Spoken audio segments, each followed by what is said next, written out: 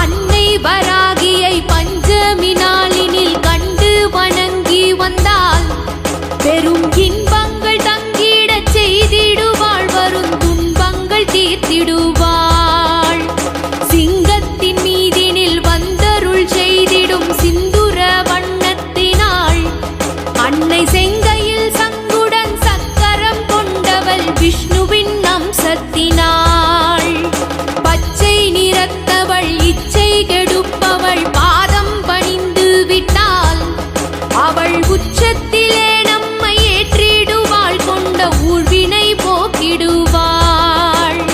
சர்க்கரை வள்ளியும் செங்கரும்பும் தித்திக்கும் மாதுளமும் தினம்